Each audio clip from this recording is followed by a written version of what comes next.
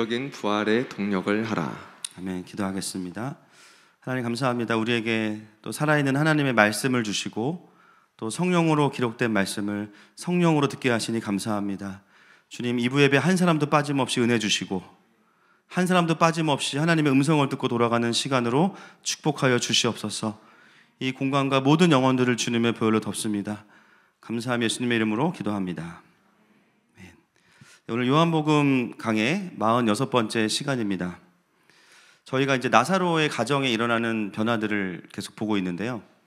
성경에 보니까 나사로의 가정에 예수님께서 신방한 기록이 3번 나옵니다. 실제로는 더 많았겠죠. 그러나 그 중에 이제 주목할 만한 부분들을 3번에 걸쳐서 이제 기록을 해놨는데, 첫 번째 방문이 누가복음 10장 38절 이하에 나오는 길 가던 예수님을 우리 센언니 마르다가 끌고 와서 강제로 이제 신방을 한 게 첫 번째였고요. 그 다음에 기록된 건 두 번째가 요한복음 11장이었습니다. 병든 나사로 그리고 죽은 나사로를 다시 살리시기 위해서 예수님이 오셔서 마르다와 마리아를 회복시키시고 또 나사로를 살려주신 신방이 두 번째였습니다. 오늘이 마지막 신방인데요. 세 번째 신방은 부활한 이후에 잔치로 모이는 신방이 오늘 우리가 보게 되는 신방입니다. 그래서 오늘 본문은 우리에게 어떤 초점으로 보게 되냐면, 이 예수님의 신방이 반복되면서 똑같은 일이 반복되는 것이 아니라 점점 더 이 가정이 부활의 능력을 경험하게 돼요. 점점 더 이 가정이 그 생명의 실제를 경험하게 돼요. 그 변화들을 우리가 이 본문을 통해서 보게 됩니다. 그리고 오늘 본문의 마지막에는 이 나사로의 가정의 3명과 대조되는 한 사람이 등장하는데, 예수님의 제자인 아이러니하게도 가룟 유다가 등장하게 됩니다. 그러면서 정말 부활의 동역자와 예수님의 제자라는 타이틀을 갖고 있지만 함께 뛰지 못하고 있는 가룟 유다를 비교하면서 우리들에게 중요한 메시지들을 던지고 있는 것이 오늘 우리가 보게 되는 본문의 초점입니다. 자, 1절부터 한번 보도록 하겠습니다. 1절 말씀 시작. 유월절 엿새 전에 예수께서 베다니에 이르시니 이곳은 예수께서 죽은 자 가운데서 살리신 나사로가 있는 곳이라. 요한은 오늘 이 사건의 시간적인 배경을 유월절 엿새 전이라고 분명하게 기록하고 있죠. 이것은 뭐냐면 유월절과 이 사건을 연결시켜 놓은 겁니다. 여러분, 매년 유월절을 그 유대인들은 지켜왔는데요. 특별히 이 유월절은 무엇을 예표하고 있냐면 바로 죽임당하신 어린 양 예수 그리스도. 할렐루야. 그래서 매년 유월절을 지키면서 그냥 단순히 명절을 지키는 것이 아니라 누구를 기다렸어요? 이 유월절을 완성하시는 예수님을 기다렸어요. 근데 지금 이 사건은 이제 그 유월절이 근본적으로 완성되어지는 예수님의 십자가 사건과 연결되어 있다는 것을 요한은 표시를 해놓고 있는 것이죠. 자, 2절 말씀 넘어가겠습니다. 시작. 거기서 예수를 위하여 잔치할새 마르다는 일을 하고 나사로는 예수와 함께 앉은 자 중에 있더라. 여기서 거기서는 무엇을 의미하냐면 죽은 나사로가 살아난 그 베다니를 의미합니다. 근데 오늘 이제 잔치가 벌어졌는데 누구를 위한 잔치냐면 본문에 보니까 예수를 위하여. 이 부활절 잔치는, 부활의 잔치는 누구를 위한 거예요? 예수님을 위한 잔치입니다. 물론 죽은 나사로가 부활했을 때 그날 나사로를 위한 잔치도 했을 거예요. 또 안 했다고 하면 너무 서운하니까. 근데 오늘의 이 세 번째 신방은 그 죽은 나사로를 살리시고 나사로의 가정을 회복시켜 주신 그 예수님을 위한 페스티벌이 준비가 된 것이죠. 여러분, 이들이 모여서 어떤 시간을 보냈을까요? 그때 있었던 이야기들을 나누었겠죠. 목장 모임 했겠죠. 그때 나 진짜 예수님한테 삐졌잖아. 나 예수님한테 안 갔잖아. 이런 얘기도 하고, 마르다는 그래도 가야지. 나사로는 어떻게 자기가 동굴에서 나왔는지 멍든 거 보여주면서, 그죠? 그때 나오다가 진짜 죽을 뻔했다 그러면서 막 부활했는데 죽을 것 같아. 막 그런 얘기 하면서 또 많은 유대인들은 와서 뭣도 모르고 왔다가 또 은혜 받은 얘기들 하고. 근데 그 중심에 누가 있냐면 예수님이 계신 거예요. 그래서 이 잔치는 많은 경험들을 나누지만 결국은 누구를 위한 잔치냐면 예수님을 위한 잔치입니다. 여러분, 우리는 매 주일마다 이렇게 부활절 잔치로 모여요. 할렐루야. 예배 가운데 강력하게 하나님 나라의 복음이 선포되고 매주 우리 가운데 나사로가 살아나고 마르다가 회복되고 마리아가 회복되는 일들을 경험합니다.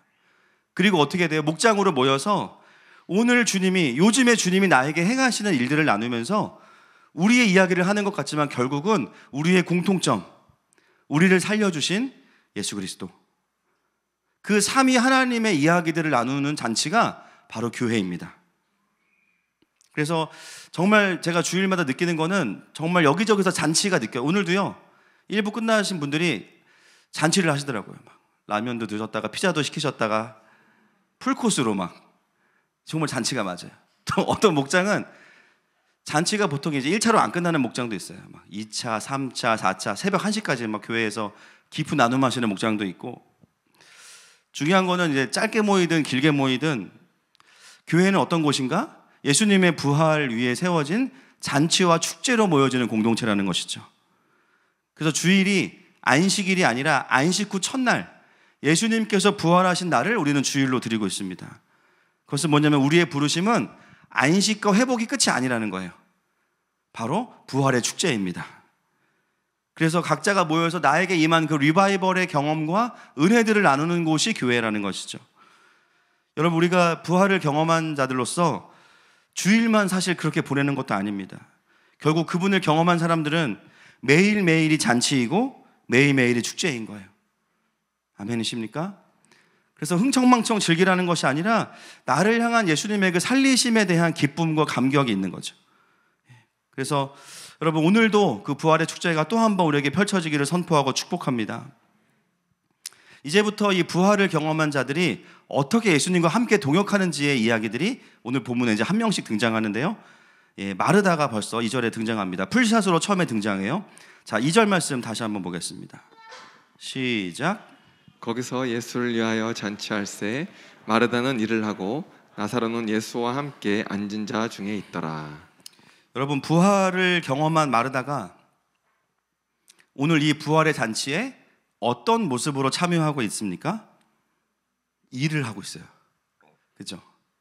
원어로 보면 디아코네아인데요. 뭐냐면 어떤 일인가? 음식을 만드는 일입니다. 그리고 시제를 보면 미완료형이기 때문에 정확하게 번역하면 마르다는 오늘도 원래 하던 대로 음식을 만들고 있다, 이렇게 번역할 수 있습니다. 무엇을 알 수 있냐면 부활을 경험했는데 마르다가 하고 있는 일은 틀려요? 똑같아요? 똑같아요. 그래서 어떻게 보면 변한 게 없잖아, 이렇게 느낄 수 있죠. 2주 전에 끓이던 미역국을 오늘도 끓이고 있고, 그때 부치던 전을 아직도 부치고 있어요. 우리 어떤 마음이 드냐면 변하지 않은 건가? 라는 마음이 듭니다. 근데 여러분, 누가복음에 보면 예수님께서 말씀하신 것은 마르다가 하는 일이 틀렸다고 말씀하신 게 아닙니다. 자, 누가복음 10장 41절과 42절 보겠습니다. 시작. 주께서 대답하여 이르시되 마르다야 마르다야, 내가 많은 일로 염려하고 근심하나 몇 가지만 하든지 혹은 한 가지만이라도 족하니라. 마리아는 이 좋은 편을 택하였으니 빼앗기지 아니하리라 하시니라. 예수님께서 마르다에게 지적하신 것은 그 일이 틀렸다는 게 아니에요. 뭐가 문제입니까? 많은 일로 염려하고 근심하고 분주한 거죠.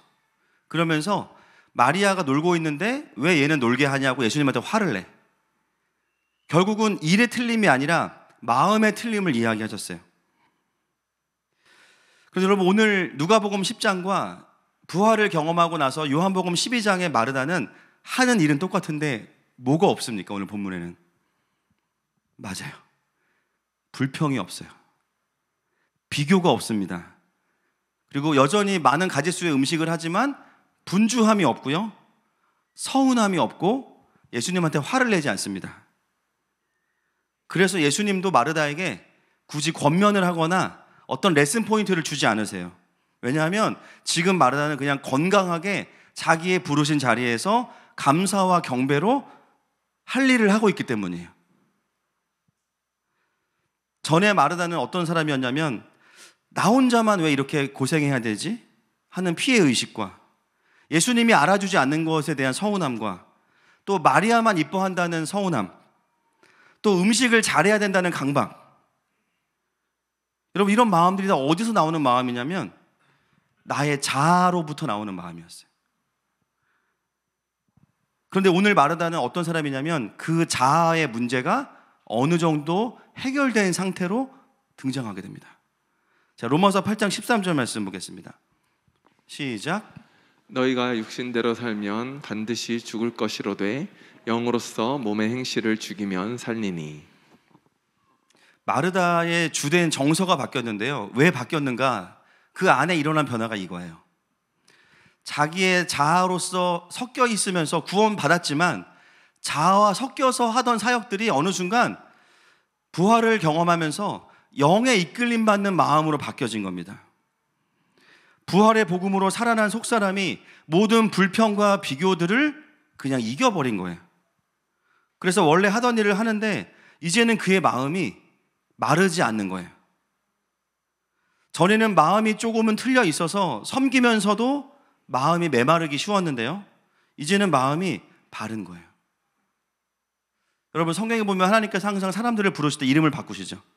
아브라함을 아브라함, 사울을 바울. 제가 오늘 교만하게 이름을 바꿨어요. 마르다가 아니고 따라합시다. 바르다. 바르다가 됐어요. 늘 메말랐어. 사역하고 나면 사람들 상처 주고 내 의를 드러내고 안 안아주면 막 하나님한테 화내고 이러다가 이제는 마음이 바뀐 거예요.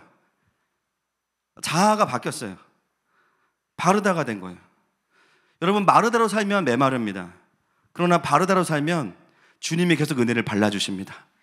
할렐루야. 그냥 예수님을 위해서 원래 하던 일을 하는데 그 자체가 감사하고 기쁨인 거예요. 여러분, 신앙생활을 하면서 구원받은 이후에 가장 많이 우리가 하는 싸움이 마르다와 바르다의 싸움이에요. 우리의 자아가 십자가에 죽었다고 말씀은 선포하는데 내 실존을 보면 안 죽었어요. 특별히 그 와중에도 어떤 싸움이 있냐면 마르다와 같이 자아가 너무 강한 경우가 있습니다. 요즘에 속사람학교 하나님 새로 이제 가르쳐 주시는 부분이 있어서 이 자아에 대한 부분을 나누고 있습니다. 여러분, 자아가 강하다라고 하면 우리가 어떤 걸 떠올리냐면 센 언니를 떠올립니다. 보통 센 오빠, 자아가 강해. 그래서 어디를 가든 막 사람들을 막 좀 약간 세게 대하고 막 이런 게 있죠. 그러나 영적인 의미에서 자아가 강하다는 것은 세다라는 것만이 아니라 뭐냐면 하나님과 분리된 자아를 가지고 있는 거예요. 그리스도인으로서 하나님을 인정하지 않는 사람들은 그 당연하지만 구원받은 이후에 우리의 부르심은 무엇입니까? 성령 충만입니다. 아멘이시죠? 성령 충만은 뭐냐면 내가 주 안에, 주가 내 안에 있는 거예요. 뭘 하든지 하나님과 동행하면서 그분의 마음을 받아내면서 살아가는 거, 그게 성령 충만인데, 자아가 강하다는 것은 뭐냐면 하나님과 내가 어떤 부분에서 분리가 돼 있어요. 사람마다 다르겠죠. 그러나 어떤 부분에서는 하나님과 분리가 돼 있어요. 자아가 강하다, 자아가 세다는 것은 그러므로 하나님과 내가 뭔가 계속 연합이 아니라 하나님이 나한테 뭔가 설득하시거나 설명하셔야 되는 관계로 계속 가는 거예요.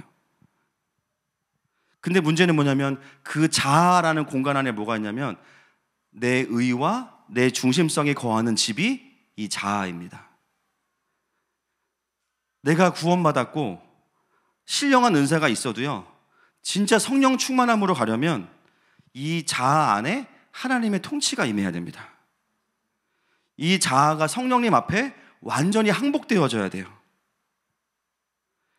그래서 어제도 나눴지만 속사람학교 때 상처가 많아서 삶이 힘든 거 맞아요. 근데 여기 어떤 과정이 들어가 있냐면 상처가 엄청 많은데요, 자아가 하나님과 분리되어 있잖아요. 그러면 이 상처를 내가 해석하고 내가 붙잡고 있는 힘이 굉장히 센 거예요. 이 시간에 대해서, 이 상처에 대해서 하나님이 설명해 주시는 음성을 들어야 자유해지는데 하나님의 음성을 듣지 않기로 결정한 영역들이 있어요. 나는 상처받았어, 나는 힘들었어, 나는 그 사람한테 분노할 거야. 이 메시지를 강하게 붙잡고 있기 때문에 하나님의 음성을 말씀하셔도 안 들어요. 근데 이 힘이 어디로부터 오는가? 내 자아의 강함으로부터 옵니다. 그래서 어떤 부분은 너무 쉽게 하나님의 음성을 듣는데 이 부분은 하나님이 아무리 말씀하시고 진리를 깨트려도 어느 순간 다시 원점으로 돌아와 있어요. 다시 원점으로 돌아와 있어요. 바로 이 자아의 문제인 것이죠.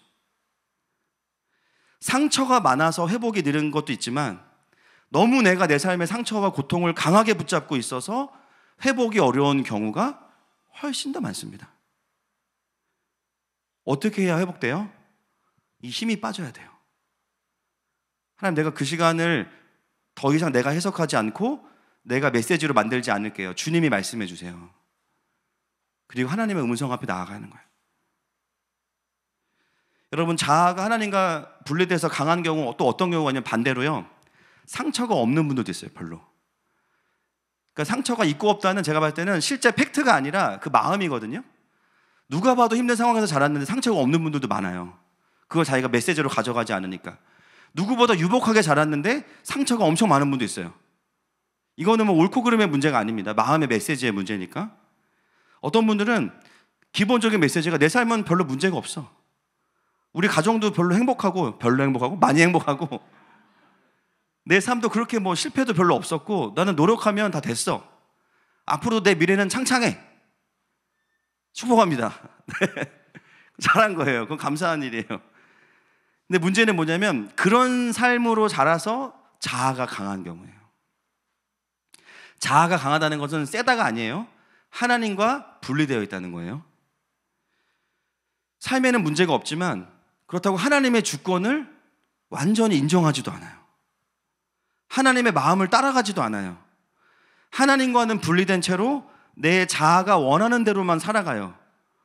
그러니까 이 사람의 메시지는 뭐냐면 하나님이 나한테 굳이 왜 필요한지 모르겠다의 메시지가 있어요.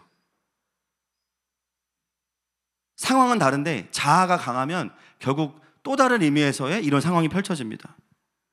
오히려 상처가 많은 분들보다 별로 삶에 문제가 없는데 자아가 강한 분들은 갈망이 쉽게 터져 나오지 않습니다. 여러분, 우리는 상처가 많아서 하나님이 필요한 게 아닙니다.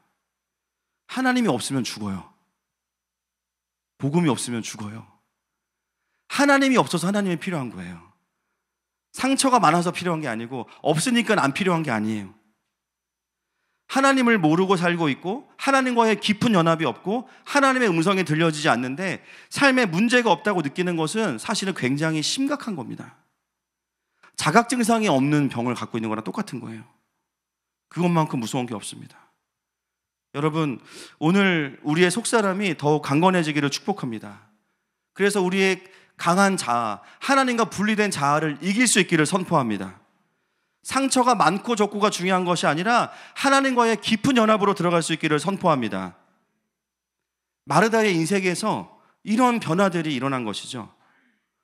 그리고 나니까 두 번째 나오는 사람이 누구냐면 나사로입니다. 2절 다시 한번 보겠습니다. 2절 시작. 거기서 예수를 위하여 잔치할세 마르다는 일을 하고 나사로는 예수와 함께 앉은 자 중에 있더라. 자, 나사로가 뭘 하고 있죠? 굉장히 짧게 나오는데 예수와 함께 앉은 자 중에 있더라 이렇게 나옵니다. 여러분, 사도 요한의 특성을 아시죠? 굉장히 친밀함을 중요시 여겨요. 그래서 사도 요한은 요한복음에서는 예수님 가까이에 항상 누가 있어요? 일부에 아주 정확한 답이 나왔습니다. 지가. 선배님이지만 지가 있어요. 그렇죠? 항상 예수님의 품에 안겨 있는 건 누구예요? 본인이에요. 그리고 실수하는 건 누구예요? 베드로. 단무지, 단순무지, 그죠? 겉옷을 두르고 바다로 이런 걸 왜 써라 걷다가 거의 자살행위지. 그거를 실수하는 건 다 베드로, 그죠? 말실수 베드로, 다혈질 베드로, 자기는 사랑받는 제자. 거의 제가 봤을 때는 성경 저자로서 권력을 휘둘렀어요. 제가 봤을 때. 그러니까 함께하다 이런 단어는 사도 요한이 굉장히 자주 쓰고 좋아하는 표현이고 자기한테만 쓰는 표현인데 그 표현을 누구한테 썼냐면 나사로에게 쓰고 있습니다. 여러분, 나사로가 부활하고 나서 어떤 삶의 변화가 있었을까요? 전화가 엄청 오겠죠. 여기 분당 하늘마음교회인데 와서 금요집회 한번 인도해 주세요. 여기 어디 무슨 교회인데 금요집회 한번 인도해 주세요. 와서 그냥 그 부활한 간증 그냥 MSG 막 쳐가지고 그냥 기가 막히게 하면은 다 뒤집어지지 않겠어요? 수많은 사람들이 나사로한테 와가지고 한번 만져보고 싶었겠죠. 진짜 부활했는지 좀비인지 만져보고 싶었겠죠. 한번 만질 때마다 10,000원씩 받으면 재벌 되겠죠. 나사로와 관련해서 이야기할 게 정말 많아요. 그런데 사도 요한은요, 그 모든 얘기들을 다 제거하고 한 가지만 기록해요. 부활한 나사로가 누구와 함께 있었다? 예수님과 함께 있었다.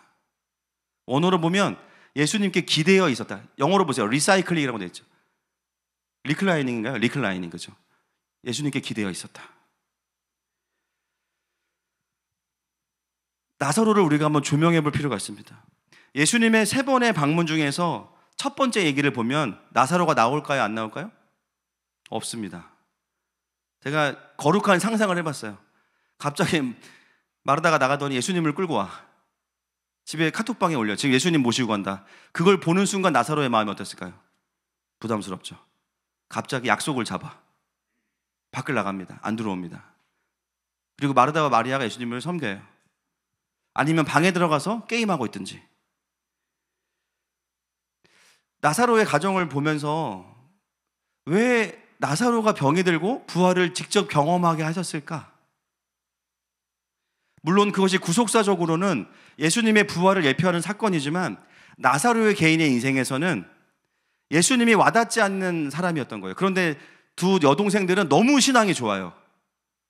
그 엄청난 압박과 부담 속에 있었던 사람이 나사로입니다. 근데 그 나사로가 직접 본인의 몸이 부활하는 걸 경험하면서 완전히 회심을 하게 되는 거예요. 여러분, 나사로와 같이 신앙생활 하시는 분들이 꽤 많습니다. 주로 보면 항상 다 그런 건 아닌데요. 주로 누가 신앙이 좋은 것처럼 보이는지 아세요? 부부 중에 항상 아내들이에요. 그죠? 네, 팩트만 분위기 안 좋습니다. 이제, 그죠? 네, 아내들이 신앙이 좋습니다. 네, 됐죠? 네. 남편들은 항상 어떤 느낌이냐면 멱살 잡고 끌려가는 느낌입니다. 그죠? 그래서 항상 이제 주위마다 쉽지 않고. 근데 그 남편들이 회심하는 루트가 약간 나사로랑 되게 비슷해요. 처음 1, 2년은 아내가 교회를 갔다 오면은 눈이 부어있지만 맛있는 걸 해줘. 그 기분이 좋아. 그러니까 교회를 안 보낼 수는 없어. 그러니까 자녀들과 아내를 데리고 라이딩을 해주면서 예배 시간에 들어오기 부담되니까 한 2시간 정도는 야구 보고 있어요. 골프 보거나. 근데 이제 그렇게 하는 것도 하루 이틀이지 너무 지겨운 거예요. 그리고 회사가 생각보다 힘들고 삶이 고된 거예요. 근데 아내가 항상 예배만 드리고 나오면은 부활을 해. 나사로야. 그래가지고 대체 뭐가 있는 거야? 한번 가봐야겠다. 그리고 이제 와서 본당 제일 뒤에 딱 앉습니다. 무슨 말인지 한번 들어보자. 처음에 들려요? 안 들려요? 잘 안 들려요. 근데 보면은 점점 더 예수님과 가까워지고 있죠. 처음에 나사로 집에 없어요. 그렇죠? 그러다가 나사로에게는 병들고 죽었다가 부활하는 경험이 있지만 어느 순간 어떤 일이 벌어지냐면 아내의 하나님이 나의 하나님이 됩니다. 아내를 보면서 항상 아내가 예배 때 막 너무 우니까 막 창피해. 왜냐면 나 때문에 힘든 것 같고 막 울지 말라고 꼬집고 막 눈 막 맞고 막 이러는데 계속 울어. 근데 어느 순간 어떻게 하면 자기가 울고 있어요. 이제 아내가 휴지를 주는 순간이 옵니다. 그러면서 와, 하나님 진짜 계셨구나. 내가 교회 오지 않을 때도 하나님 나를 보고 계셨구나. 하나님 진짜 살아계시는구나. 구원을 경험해요. 그러면서 어떻게 되냐면 하나님과의 친밀함 안으로 들어오게 됩니다. 여러분, 사도 요한은 참 독특해요. 부활한 나사로의 화려한 사역을 우리에게 보여줄 수도 있는데 그런 거 다 치워버리고요. 부활한 나사로의 열매가 무엇이냐? 예수님과의 친밀함이에요. 부활한 나사로가 어디 사역하러 돌아다녔다 얘기하는 게 아니라 예수님 옆에 딱 붙어 있었다. 부활하기 전에는 예수님 곁에 있지 않던 그가 이제는 그분 곁에 있게 되었다. 여러분, 부활의 복음을 경험한 자들의 특징은 초능력자가 되는 것이 아닙니다. 물론 은사를 주시지만 부활의 열매의 가장 강력한 열매는 뭐냐면 예수님과의 친밀함입니다. 속사람 학교를 통해서 회복된 사람들이요, 막 은사가 열리고 감사하죠. 그러나 슈퍼맨이 되거나 슈퍼우먼이 되는 게 우리의 부르심이 아니에요. 더 경배의 깊은 자리로 들어가는 거예요. 더 하나님을 깊이 아는 자리로 들어가는 거예요.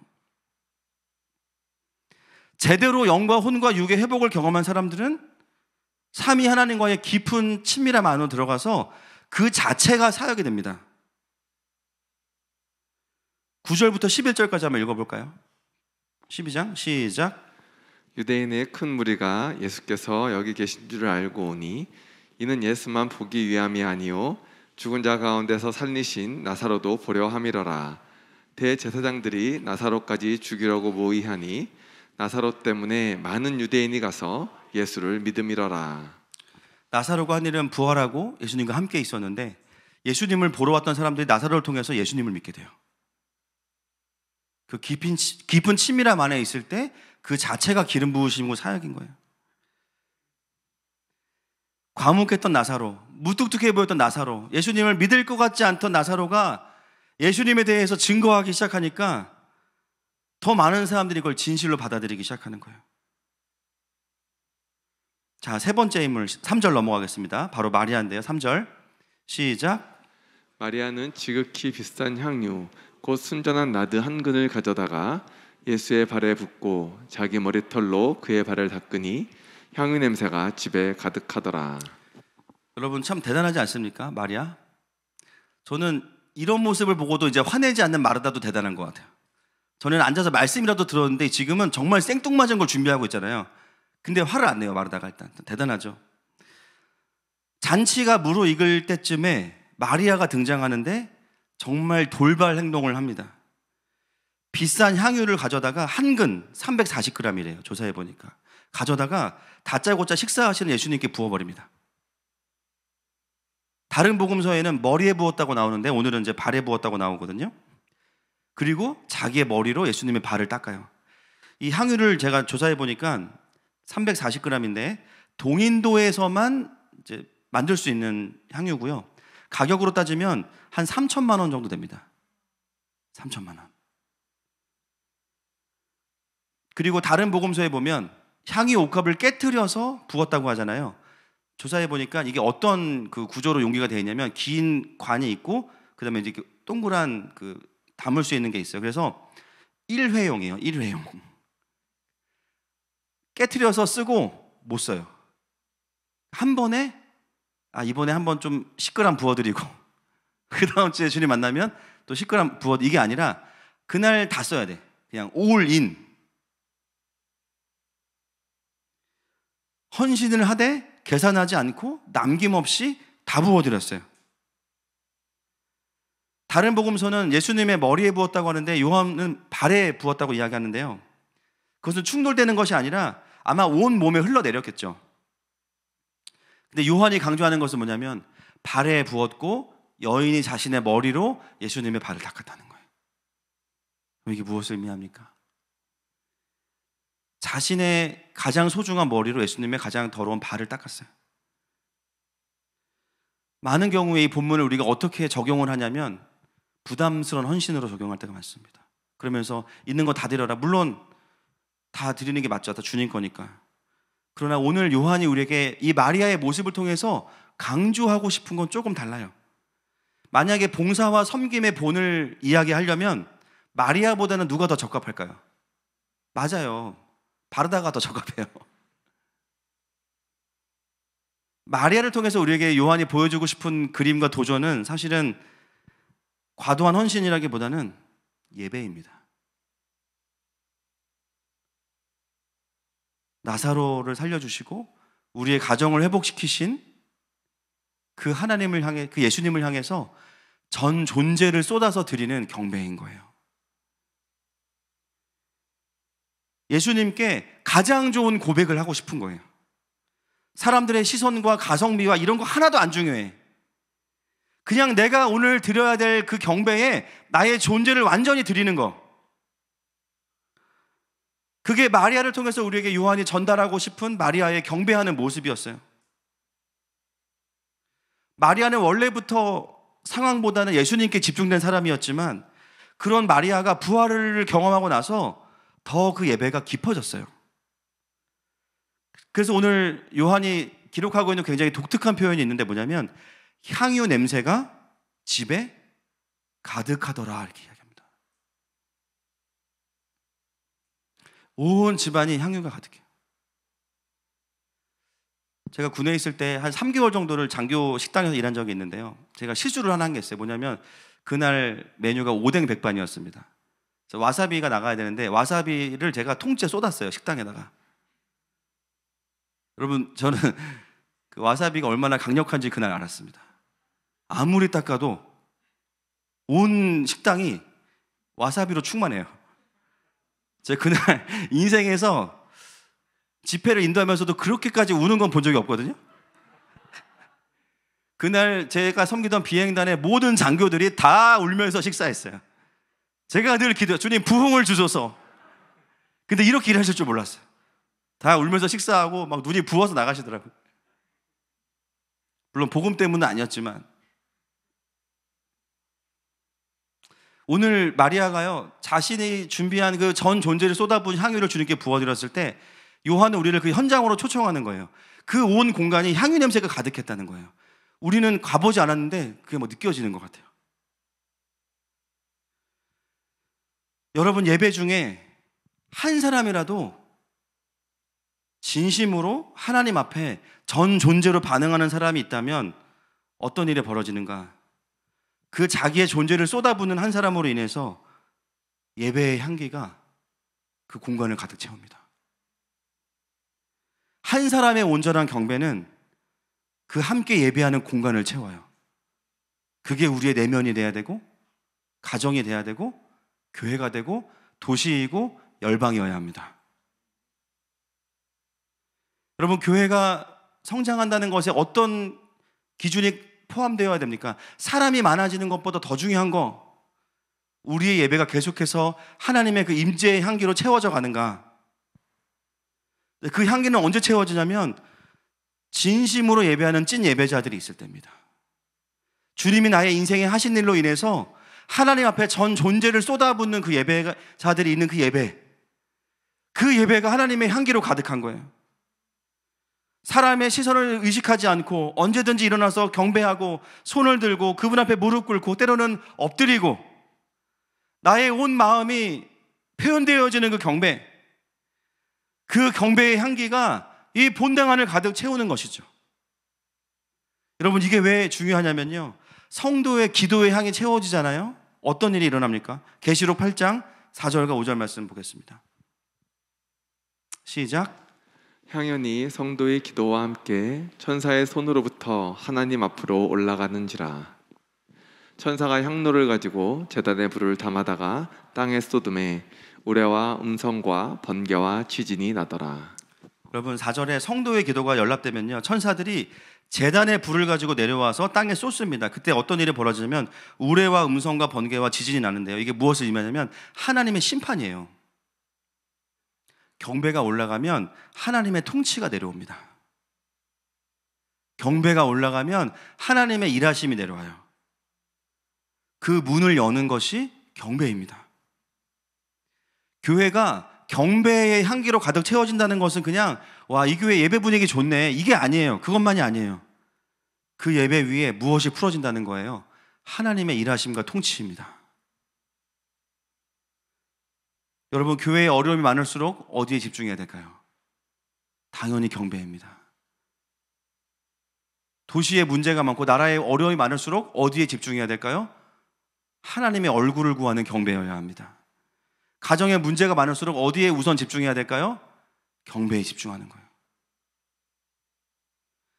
우리의 인생의 문제는 우리가 풀 수 있는 게 별로 없습니다. 특히나 하나님의 직접적인 통치를 갈망하고 그 안에서 살도록 부름받은 하나님의 백성들은 더 하나님의 통치가 없이는 살 수 없습니다. 어떤 분들이 그런 분도 있어요. 여기 오시면서 목사님, 저는 교회에서 지금 하는 일이 별로 없는데 예배만 드리고 가는데 뭔가 마음에 죄책감이 있어요. 여러분, 그러실 필요 없어요. 오늘 본문에 근거하면 오셔서 함께 전심으로 예배하는 것 자체가 사역입니다. 그 예배의 향기를 가득 채워주시는 거예요. 여러분, 우리가 어딜 가든 직장이든 가정이든 하나님 앞에 최고의 경배를 통해서 그 공간과 장소가 예배의 향유로 채워지기를 선포하고 축복합니다. 하나님의 일하심이 오는 가장 중요한 루트입니다. 12장 7절 말씀 보겠습니다. 시작. 예수께서 이르시되 그를 가만두어 나의 장래할 날을 위하여 그것을 간직하게 하라. 예수님은 마리아의 그 경배를 보시면서 이것을 나의 장래를 위하여 준비하라, 십자가 사건과 연결시켜 주시죠. 이렇게 부활로 인해서 변화된 세 사람의 모습이 나오고 마지막에 나오는 사람이 누구냐면 가룟 유다입니다. 자, 4절 보겠습니다. 시작. 제자 중 하나로서 예수를 잡아줄 가롯 유다가 말하되. 참 요한이 짓궂어요.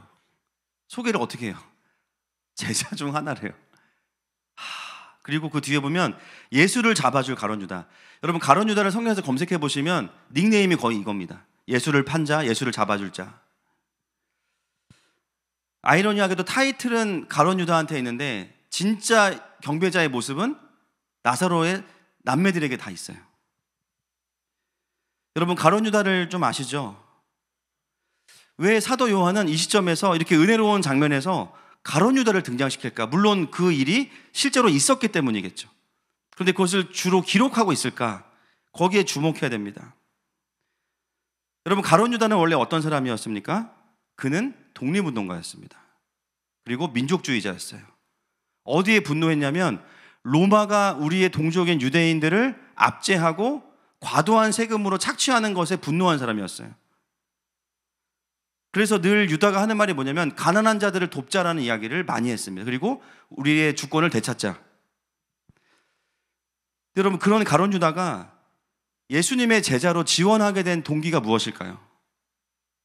예수님을 보니까 자기가 생각했던 하나님의 나라는 로마로부터 우리를 독립시키고 모두가 다 평등하게 사는 세상이잖아요. 예수님은 그거를 해주실 수 있다라고 생각했던 거죠. 예수님은 능력이 나보다 좋으니까 본인에게 그게 하나님 나라였어요. 그러니까 이거를 이루실 수 있는 분이 예수님이야. 그런데 오늘 본문은 헷갈리지 않도록 정확하게 충격적으로 이야기하고 있습니다. 지금 마리아의 헌신을 보면서 같이 경배하고 감동을 받아야 되는 그 포인트에서 전혀 다른 영적인 흐름을 이야기하고 있어요. 5절 말씀 보겠습니다. 시작. 이 향유를 어찌하여 300데나리온에 팔아 가난한 자들에게 주지 아니하였느냐 하니. 왜 그 돈을 낭비하냐는 거죠. 차라리 그거 팔아서 가난한 사람들 나누어 주면 얼마나 좋으냐. 여러분, 가난한 자들을 구제하는 건 좋은 일입니다. 문제는 뭐냐면 그 다음이에요. 6절 말씀 시작. 이렇게 말함은 가난한 자들을 생각함이 아니요 그는 도둑이라 돈꾀를 맞고 거기 넣는 것을 훔쳐가미러라. 가난한 사람들을 돕자고 하면서 사실 유다의 마음은 뭐냐면 그 돈을 자기가 가져가려는 마음이 있던 거죠. 그 선한 일이 유다의 탐욕을 포장하기 위한 명분이었다는 것입니다. 요한은 이것을 분명하게 기록하고 있어요. 여러분, 여기에 가롯 유다의 깊은 모순이 있습니다. 그가 기대했던, 사회적으로 정치적으로 기대했던 하나님 나라가 있어요. 그런데 그의 생각에는 로마를 쫓아내면 이게 이루어질 거라고 생각했어요. 그리고 자신들과 함께하는 의로운 사람들이 권력을 잡으면 좋은 나라를 만들 수 있을 거라고 생각했어요.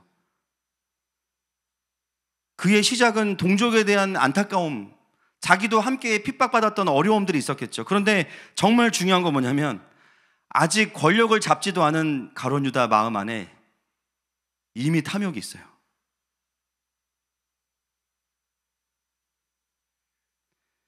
여러분, 이스라엘의 문제의 본질은 뭐냐면 로마가 이스라엘을 압제하는 게 핵심이 아니에요. 진짜 본질은 뭐냐면 인간의 탐욕과 죄악입니다.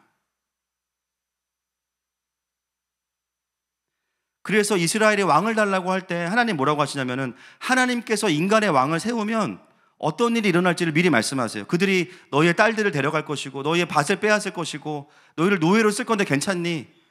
주님, 괜찮아요. 우리는 왕이 필요해요. 우리는 시스템이 필요하고 우리는 제도가 필요해요. 그 속에 어떤 메시지가 있어요? 하나님의 왕 되심을 거부하고 눈에 보이는 왕을 달라는 거예요. 그래서 여러분, 사무엘상부터 시작되는 인간의 그 왕으로 일어나는 역사들을 보시면 전부 다 무너지는 이야기죠. 뛰어난 왕이 나온다고 해결되는 게 아닙니다. 그 이스라엘의 전성기가 다윗인데 다윗의 장점은 리더십이 아니에요. 그가 하나님의 주권을 인정하는 왕이었습니다. 결국 하나님의 왕 되심과 연결될 때에만 생명이 있는 건데 이스라엘은 끊임없이 사람의 왕을 원했어요. 제도나 뛰어난 한 사람이 나온다고 해결되는 것이 아니라는 거예요. 인간의 근본적인 죄악의 문제이기 때문에. 그렇다면 이 문제는 로마를 쫓아낸다고 해서 해결되는 것이 아니라 부활의 주인이신 예수 그리스도, 한 사람을 바꾸셔서 그 사람을 통해서 일하시는 복음으로만 해결될 수 있는 문제라는 거예요.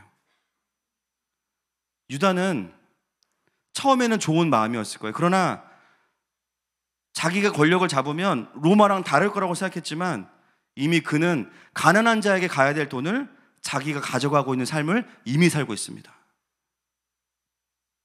로마가 문제가 아니라 사람이 문제인 거예요. 간혹 어떤 분들은 그러실 수 있죠. 목사님, 저는 진짜 자신 있어요. 대통령만 시켜주세요. 믿어드리겠습니다. 근데 문제는 본인이 혼자 하는 게 아니라는 거예요. 본인이 뽑은 사람들이 뒤에서 무슨 짓을 할지 몰라요.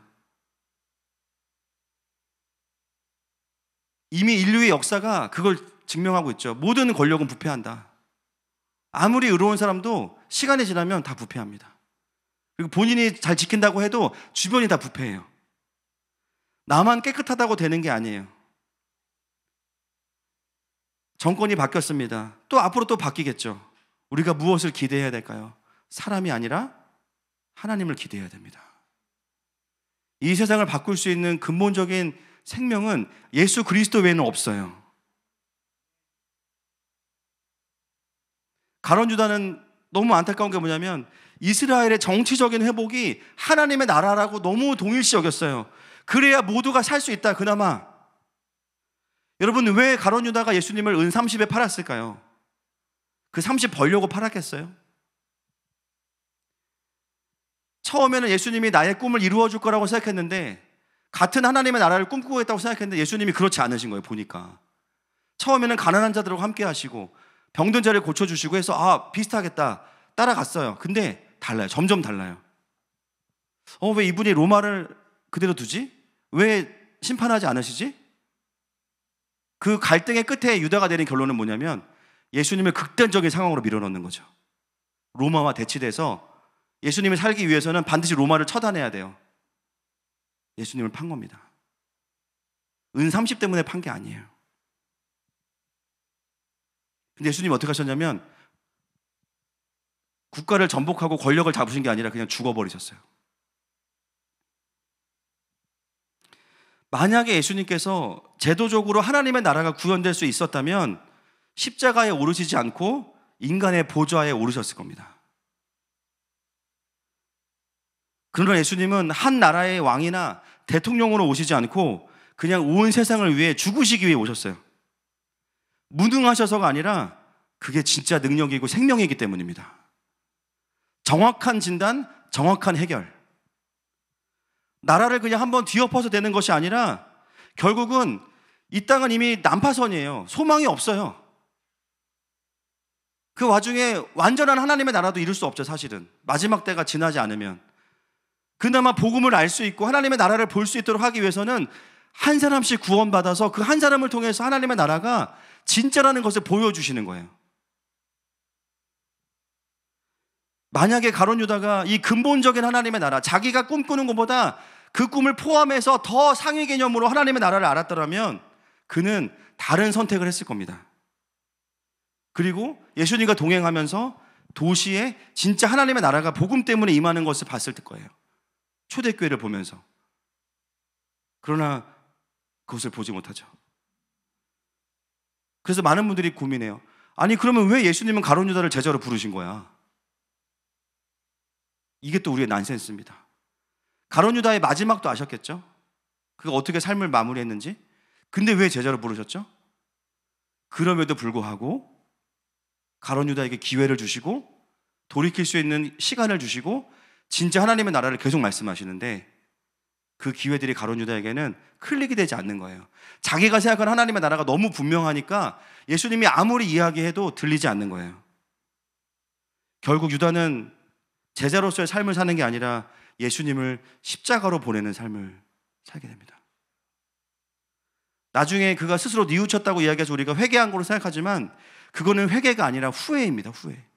죄책이에요. 자책. 그래서 자기가 이걸 책임져야 되니까 스스로 목숨을 끊는 거예요. 이거는 십자가 복음이 아닙니다. 사망 권세의 열매입니다. 그리고 가룟 유다는 결국 제자의 리스트에 들어가지 못하고 새로운 제자를 뽑아서 그 자리를 채우게 돼요. 만약에 가룟 유다가 예수님과 함께 정통성을 이어갔다면 그 자리는 그냥 비워두는 게 맞아요. 그러나 그렇게 하지 않죠. 결국 가룟 유다는 제자로서의 정체성을 잃어버린 거예요. 오늘 사도 요한이 가룟 유다를 12장에 등장시키는 이유가 이제 13장에도 나오는데요. 결국 가룟 유다를 통해서 이루어질 것들을 미리 복선으로 보여주기 위해서 나사로의 세 남매와 비교하면서 이렇게 보여줍니다. 진정한 의미에서 가룟 유다는 예수님의 부활의 동역자는 아니었던 것이죠. 12장 8절 보겠습니다. 12장 8절 시작. 가난한 자들은 항상 너희와 함께 있거니와 나는 항상 있지 아니하리라 하시니라. 이거는 제 추측이니까 뭐 믿지 않으셔도 되는데요. 저는 이 지점부터가 가룟 유다의 마음이 더 예수님과 좀 틈이 벌어진 지점이라고 봅니다. 아니 어떻게 예수님 이렇게만 하실 수 있어? 가난한 자들을 도와야지. 어떻게 예수님이 그럴 수 있어? 그러면서 어떤 마음이 드냐면 내가 생각하는 하나님 나라가 아닌데 이분을 계속 따라가도 될까? 하는 의구심이 생기는 포인트가 여기입니다. 여러분, 하나님의 나라는 그분이 왕 되시는 나라예요. 그 나라를 세우는 방법 또한 하나님의 방법으로만 가능해요. 겉으로 보기에는 굉장히 급진적이고 개혁적인 것 같지만 사실 유다를 통해서는 하나님의 나라가 전진하는 방향으로 일어나진 않습니다. 물론 십자가의 하나의 통로가 되지만 진짜 무서운 사람들이 어떤 사람들이냐? 나사로의 세 남매입니다. 자기 그림이 없어요. 예수님이 너무 좋아요. 부활을 경험했어요. 예수님 따라가요. 수많은 유대인들이 예수님 믿고 회개하고 돌이켜요. 그들이 도시 안에 들어가서 하나님 나라를 살립니다. 확장합니다. 거룩한 삶을 살아가고 경외하는 삶을 살아가고 도시 하나님의 통치를 가져오게 됩니다. 근데 자기들이 무슨 일 하는지 몰라요. 이게 하나님께서 일하시는 방법이에요. 자신들의 자유를 지키면서. 제가 안식년 동안 쉬면서 논문들을 좀 봤는데 그 중에 되게 기억에 남는 게 뭐냐면 교회들을 1000개, 2000개를 가지고 데이터를 이제 냈는데요. 그 중에 뭐가 있냐면요. 한쪽 교단에 속한 교회들은 구제와 사회 참여를 굉장히 강조하는 교회들이었고 한쪽은 복음을 위주로 설교하는 교회들이었습니다. 그래서 뭘 통계를 냈냐면 진짜 사회 참여를 얼마나 하는지, 얼마나 구제를 하고 얼마나 섬기는지를 통계를 냈는데 어느 쪽 교회가 훨씬 더 많은 사회 참여와 섬김을 했을까요? 1번 이쪽, 2번 이쪽. 자, 1번 손 들어보세요. 1번일 것 같다. 2번일 것 같다. 내가 구제가 필요하다. 3번. 나부터 구제해달라. 퍼센트로 따지면은 30% 이상이 복음을 선포하는 교회들이 훨씬 더 다양하고 많은 의미에서 도시를 섬기고 있었어요. 물론 하나의 통계입니다. 여러분, 저는 나누자고 말씀을 드리는 게 아니라 복음과 구제를 나누는 것 자체가 불가능하다는 말씀을 드리는 거예요. 그리고 구제를 하고 사회 참여를 하더라도 우리의 의로 하지 않아야 부작용이 없거든요. 근데 그걸 윤리로 막 때려가지고 사람들을 하게 하잖아요. 결국 어떻게 되냐면 우리는 이런 교회야, 이렇게 잘하고 있어. 여러분, 이게 율법주의라니까요.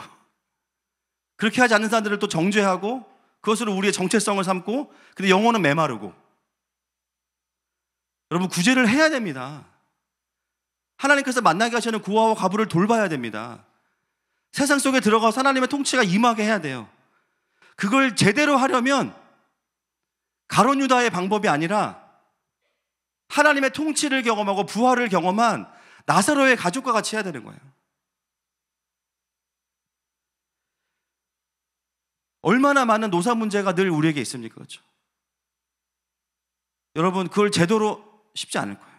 그런데 하나님을 경외하는 사장님이 나오고 회개하는 사장님이 나온다. 직원을 가족같이 섬길 거예요. 내가 월급 못 가져가도 우리 직원들은 월급 줘야지. 예수님을 제대로 만난 직원들, 회사에 물론 입사했지만 하나님께서 부르셨다는 마음을 가지고 온다면 모든 일을 할 때 죽게 하듯 할 것입니다. 사장님이 볼 때는 하고 안 볼 때는 농땡이 피는 게 아니라 성실하게 일하겠죠. 하나님 앞에서. 하나님을 경외하는 공무원들 부정 청탁 안 받겠죠. 여러분, 우리가 보고 싶은 영광이 이런 것 아닙니까? 저는 저희 교회 성도님들을 통해서 이미 그것을 보고 있어요. 제가 뭐해라 말을 하지 않잖아요. 그런데 그냥 이미 그렇게 살고 계세요. 축복합니다. 누가 시켜서 하는 게 아니야. 하나님 마음 받아서 그렇게 살고 계세요. 여러분, 저희 교회 안에 보면 진짜 희한한 일들이 많습니다. 회사 대표님 때문에 교회에 오는 분도 있어요. 처음에 제가 의심했어요. 그 의심이 맞았어요. 대표님을 보면 하나님 보이는 거예요. 그러니까는 집이 인천인데도 막 교회를 등록하고 다니시는 거예요. 예배하겠다고. 가보니까 진짜 여기는 교회야, 거의. 직원들을 책임지고 사랑하고, 또 다른 모습으로 다른 회사에서도 또 직원들이 그 자기 리더를 보고 또 교회를 나오고, 자기 자녀의 신앙을 보고 부모님이 교회를 나오고. 오늘 1부 예배 마치고 어떤 일이 있었냐면, 저희 교회에 40대 중반의 집사님이 계시는데 이미 결혼을 하고 자녀를 키우는데요, 교회를 완전 처음은 아니지만 최근에 그 저희 교회 집사님 딸을 통해서 예수님을 영접하신 70이 넘으신 부모님들이 교회에 오셨어요. 원래 신앙생활 안 하셨는데 예배 마치고 잠시 기도를 해드렸습니다. 최근에 딸을 통해서 복음을 듣고 예수님을 영접하셨어요. 두 분이 오셔서 하시는 말씀이 감사하다는 거예요. 해드린 것도 없는데 딸이 교회를 다니면서 더 많이 좋아졌고 부모님께 와서 감사하다는 이야기를 너무 많이 하는 거예요. 근데 아버님 뭐라고 하시냐면, 목사님, 제가 30년 넘게 한 직장에서 결근 한 번 안 하고 성실하게 일하면서 사실 최선을 다했지만 자녀들에게 애정 표현을 많이 못 해준 것 같아서 미안합니다. 그러면서 눈물을 빡 터뜨리시는 거예요. 자녀가 앞에 있는데 그 나이가 지긋하신 두 분이 일만 하느라 자녀들을 충분히 사랑해주지 못한 것 같아서 미안하다고. 그런데 하나님께서 축복해 주셨고 교회가 이렇게 잘 도와주셔서 우리 딸이 잘 지금 지내고 있는 것 같다고, 너무너무 감사하고 목사님 부부 잊지 않고 감사하겠다고 말씀을 해주셨어요.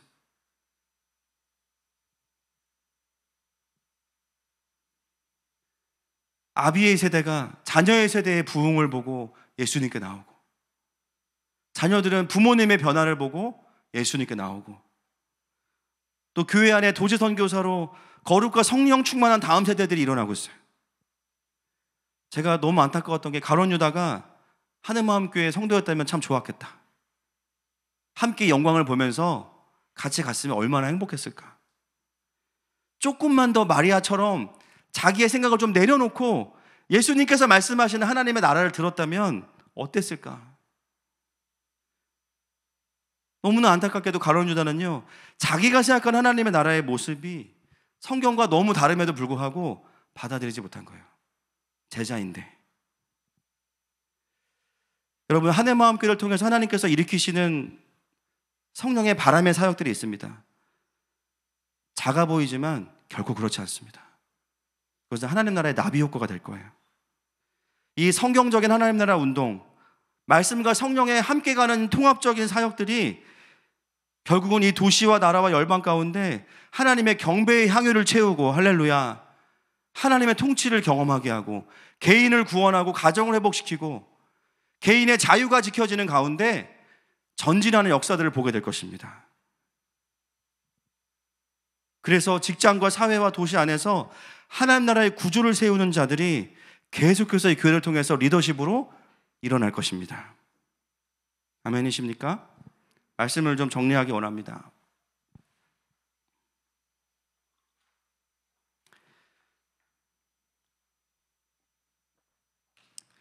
오늘 우리는 이 부활의 잔치에 참여하는 동역자들을 함께 보았습니다. 다 다른 모습이에요. 그렇죠? 나사로, 마르다, 마리아, 그리고 가룟 유다가 등장하는 것은 저는 주님의 기다리심과 안타까움이라고 봅니다.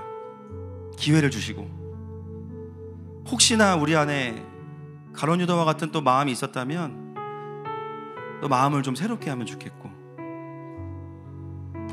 또 내 안에 신앙생활을 하고 구원받았지만 해결되지 않는 자아의 문제가 있다면 그 또한 십자가 복음이 필요합니다. 그리고 예배가 있었지만 전 존재를 드리는 예배가 풀어지지 않았다면 그 또한 회복이 필요합니다. 그리고 무엇보다 부활의 열매는 예수님과의 친밀함이에요. 그 주님과의 친밀함의 자리로 우리를 부르시는 주님 앞에 시간에 함께 고백하면서 나아가십시다.